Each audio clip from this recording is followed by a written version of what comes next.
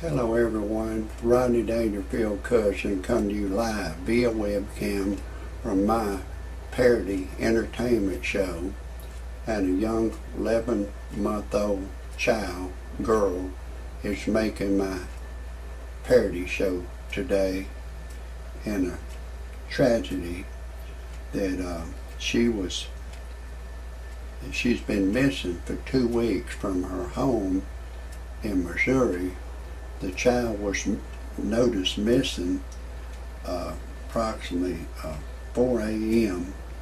and I've got all the details about this terrible thing that may have happened. The child has been missing for 2 weeks, and I've got a real entertaining show about this. And before I continue, I've got to tell you my disclaimer. Some of the names have been changed to protect the innocent and the guilty, and some of the pictures have been changed to protect the innocent and the guilty. And everything in my parody entertainment show is a parody. Do not take anything I say seriously. Do not take anything I say personal. Do not try anything I say at home. If you do, check with your attorney first, and then still do not do it. I am a professional. No amateur should ever try anything I say, and everything in my parody entertainment show is science fiction, and everything I say cannot be verified. Now, if you understand the rules of the game, you can listen to the rest of my show. If for some reason you disagree with my disclaimer, get your happy ass off my channel immediately. I don't want you to hear a thing I gotta say. Now, a lot of people, you criticize me, you attack me. You critics are beautiful people. Y'all are wonderful people, but you criticize Elvis Presley. You had Elvis Presley in a news conference and you said, Elvis, they say you're destroying the minds of the adolescent children. And Elvis said, hey, all I am is a singer, I'm just an entertainer. I said, well, Elvis, what do you feel about these draft dodgers? I got my personal views. I want to keep those to myself. I'm just an entertainer.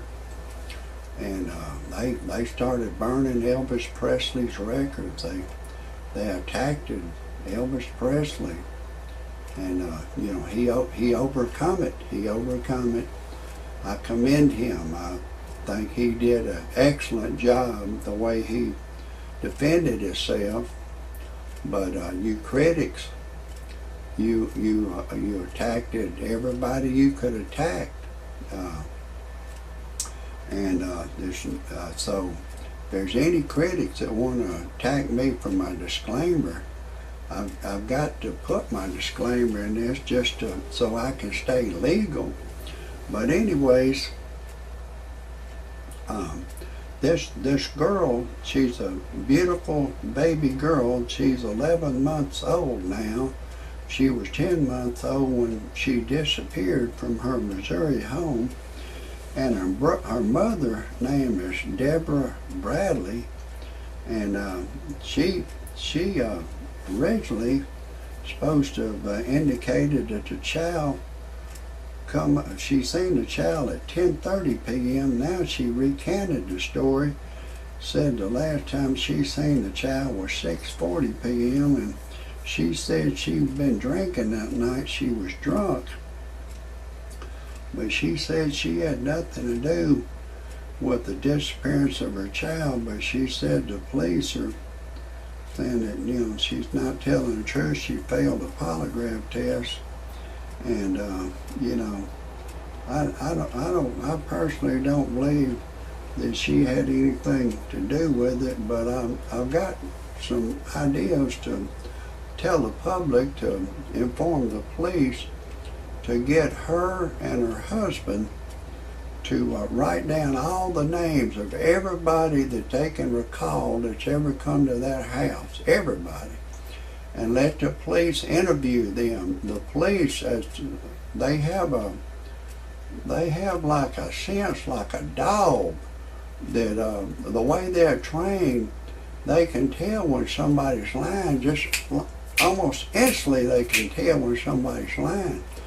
So if they would write down all the people's names that's ever come in their house, maybe it's 40 people, 60 people, 80 people, and I don't think it'd be any more than 100 people.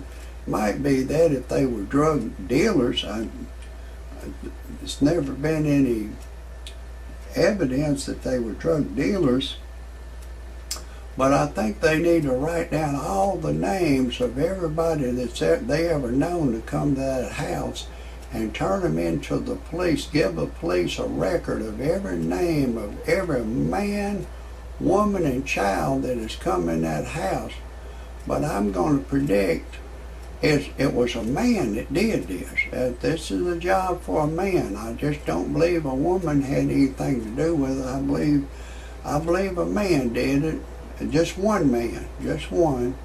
But maybe more than one, but I think it was a man that did it. And I advised them to turn this information into the police and see where it goes. And I told y'all, I've got to break away just for a couple of seconds just to tell you a little bit about who I am. I told y'all from the start I'm Rodney Dangerfield's cousin. Now, that ought to tell you any time that I put on a show, I got the Dangerfield blood in me. Anytime I put on a show, I don't care if it is a bad show that maybe I hadn't had time to do much research on it and I just throw something together, it's still going to be the greatest show you've ever seen in your life. Now, a lot of y'all know my cousin is deceased, and he was famous for not getting no respect. It seemed like after he died, the monkey jumped on my back. I don't get no respect. I'm 63 years old now, and I went to buy me a pack of cigarettes.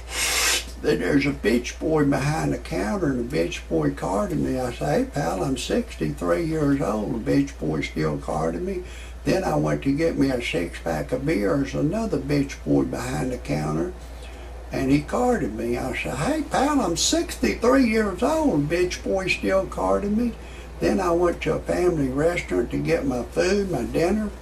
And when I went to pay for my meal, another bitch boy was behind the counter. Does anybody know what a bitch boy does?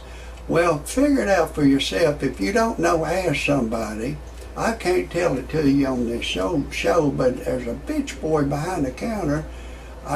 He was charging me full price. I said, hey pal, I want my senior citizens discount.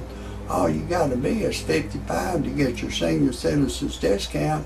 And the bitch boy carded me. I took my wife to a dude ranch. She left me for a dude. And my wife turned gay on me. And one day my wife and I was fixing to make love. She was just laying on the bed, naked, her legs in a figure 4 position. And she was in a deep stare. I said, honey, what's wrong? You can't think of anyone to fantasize who you had sex with while we make love? She said, no. I said, fuck it. Neither can I. So we didn't even make love that day.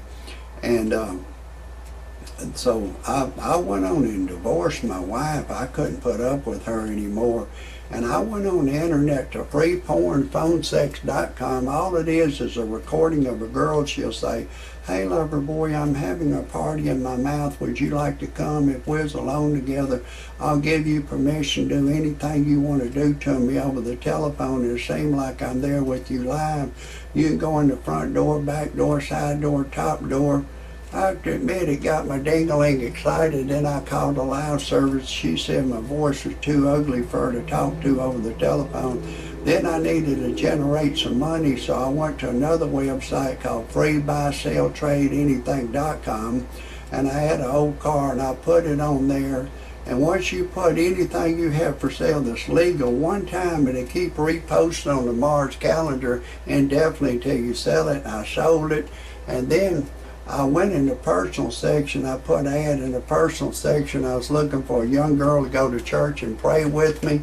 And a young white Caucasian girl answered the ad. She weighs 95 pounds. I've impregnated her, and we're deeply in love. If anybody has any criticisms or comments about my show, type it in underneath. That's a wrap for today.